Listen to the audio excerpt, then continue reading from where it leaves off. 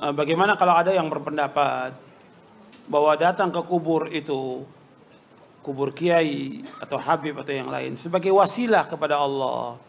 Nggak ada. Kalau itu sebagai wasilah, mesti yang pantas menjadi wasilah pertama kali siapa? Kubur siapa? Kubur Nabi Muhammad SAW. Yang kedua kubur siapa?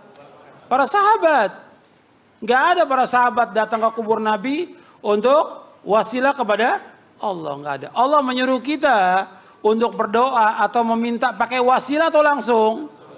Langsung. Allah berfirman berkaitan dengan doa dalam surah Ghafir ayat 60, wa qala rabbukum ud'uni astajib lakum.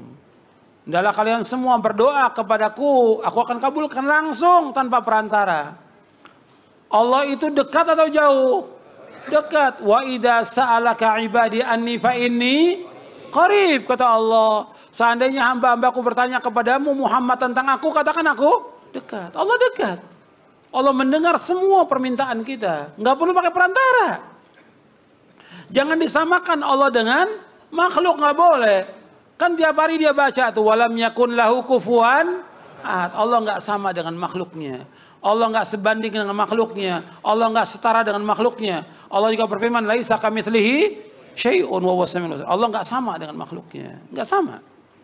Nggak boleh dijadikan permisalan. Permisalan begini, kan kalau kita datang kepada raja, presiden, nggak bisa langsung. Mesti menemui siapa? Ajudannya dulu. Ini untuk siapa? Untuk manusia. Kalau untuk Allah, langsung. Tanpa perantara. Yang mengatakan demikian siapa? Allah dalam Al-Quran. Dan juga nabinya Muhammad SAW. Suruh langsung kepada Allah. Nggak pakai perantara. Justru dengan pakai perantara-perantara seperti orang-orang siapa? Kaum musyrikin. Kaum musyrikin ketika dikatakan tidak boleh nyembah berhala, kubur dan segala macam, mereka mengatakan bahwa ini sebagai perantara. Sama dengan kaum musyrikin, ma na'buduhum illa liyuqarribuna ila Allahi zulfa. Kami nggak menyembah mereka. Tapi mereka ini sebagai apa? Untuk mendekatkan diri kami kepada Allah dengan sedekat-dekatnya dalam surah Az-Zumar ayat 3.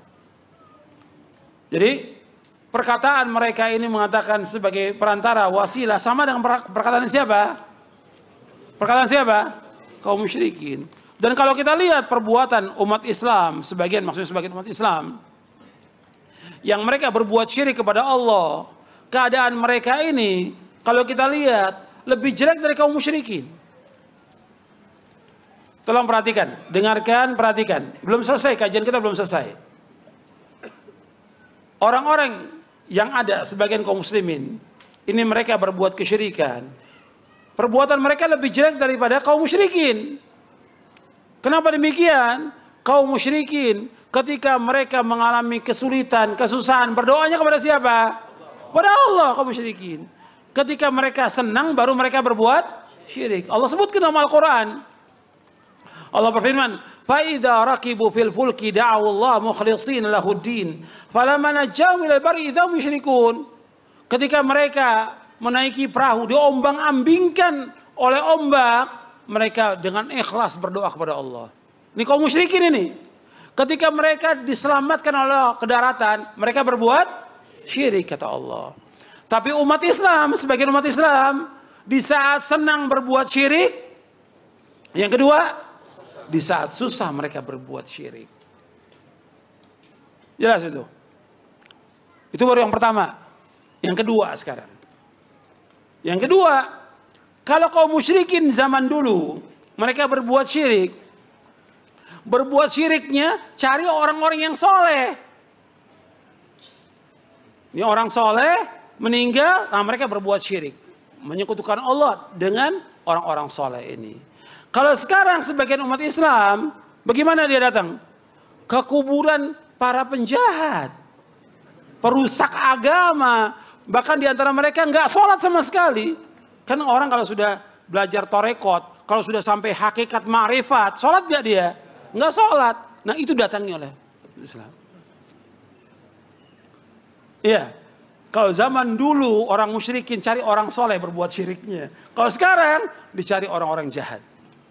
Bahkan kadang-kadang, bayangkan ya, kerbau dijadikan sebagai apa? sebagai Tuhan sesembahan. Kotorannya diambil dipepet ke mukanya. Yang dibilang kiai selamat. Terjadi nggak tuh? Terjadi di Indonesia. Belum lagi yang lain. Contohnya udah banyak deh, puluhan di Indonesia ini. Bukan ratusan. Nasallallahu alaihi wasallam.